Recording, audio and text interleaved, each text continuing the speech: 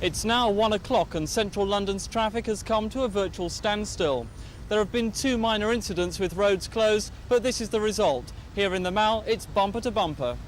The chaos, which lasted all afternoon, was mainly caused by scaffolding falling from a building in Pall Mall. But almost every motorist who drives into central London is well aware that journeys are now taking much longer.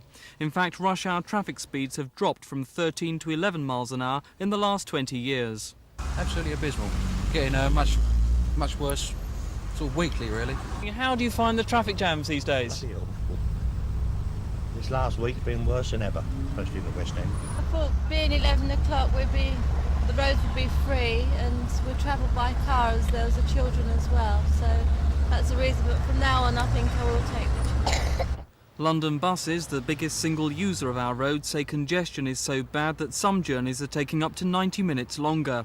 MPs will debate the problem in the Commons later tonight. Some warn that unless urgent action is taken, London's roads will grind to a halt. Unless these things are addressed urgently now as a matter of priority, then what we're seeing today, longer and longer traffic jams, longer and longer waits on public transport, will only get worse. It's now up to the government to do something.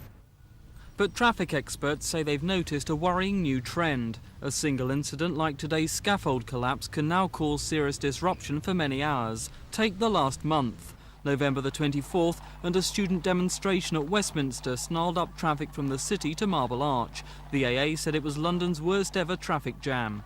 Burst water mains have caused weeks of disruption around Shepherd's Bush Green. A gas leak at Wandsworth led to serious congestion for 6 hours, and last week's rail crash at Clapham brought traffic to a near standstill in the rush hour for 2 days. It's here at Scotland Yard's central control room where traffic is monitored.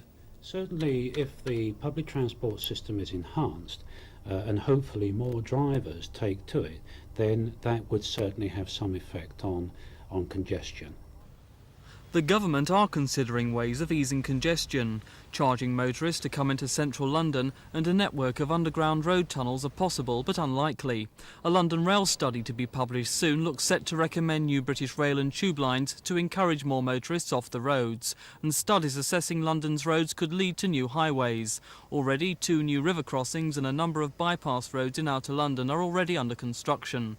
But in the short term, the only way to beat the jams seems to be to use public transport. I'm the person who frequently says to people, don't expect to commute into central London by car.